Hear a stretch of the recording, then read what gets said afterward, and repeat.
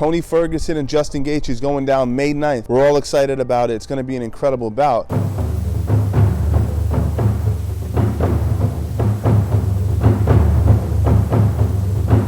Now, let me give you 3 keys to victory for each guy, followed by a prediction. Let's start with Tony Ferguson. Tony Ferguson, number 1, inside low kick. He's got to use that inside low kick. He used it to great advantage against Anthony Pettis, and I think he's going to continue to do this going forward in this fight. He's going to have to keep Justin Gaethje off balance and to break his base so that overhand right won't be there. Number 2 for Tony Ferguson. Simple enough, but use his elbows on the inside. We've seen him be effective with elbows against nearly every one of his opponents, and I don't think it'll be any different in this fight. I think Tony Ferguson comes in, he's effective with his elbows in close, and he's able to do tremendous superficial damage, which can get the fight stopped. Number 3, control the tempo. I think he needs to dictate a ferocious pace to try to wear down Justin Gaethje, so let's keep that pace going. Keep the pace going.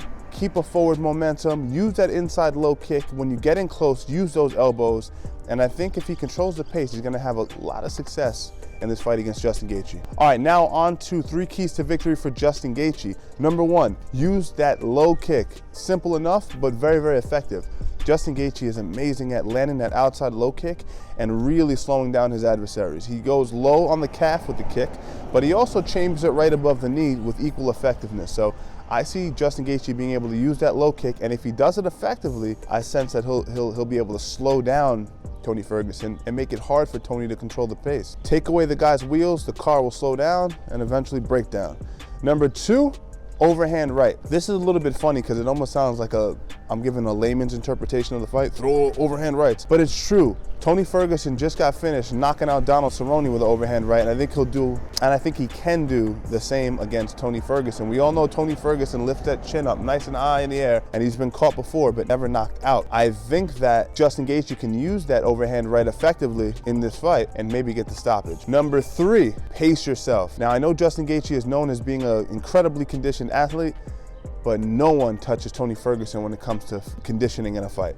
So I think Justin Gaethje needs to learn quickly, needs to apply quickly rather, efficient movement, controlling of distance, and manage your energy system. Don't get crazy out there. Don't get too confident out there blowing your wad, because you know what's gonna happen. Tony Ferguson's gonna be there in the 3rd, 4th, 5th rounds with equal enthusiasm that he did in the 1st round. Kicking legs, elbowing you in the forehead.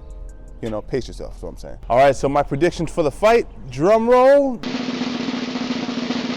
Tony Ferguson, and my reason for this, I'll give you 3 reasons for why I think he's gonna win the fight. Number 1 is he has more ways to win. Now, if you look across the board in the UFC, it's typical that the person who has more ways to win tends to win the fight.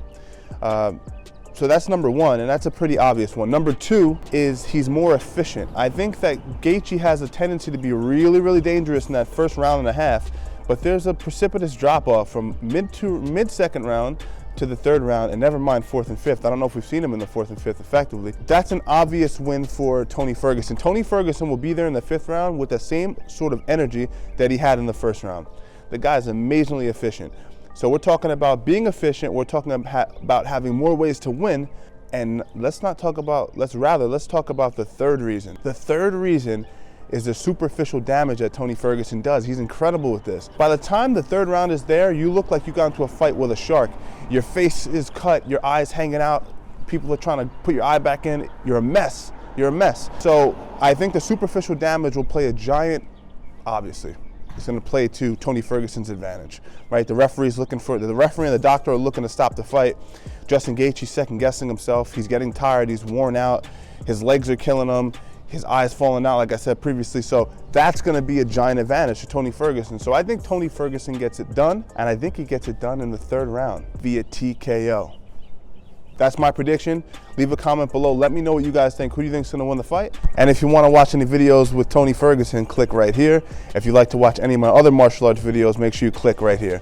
Make sure you subscribe if you haven't, and I'll be sure to get back to you guys with some more videos this week for sure.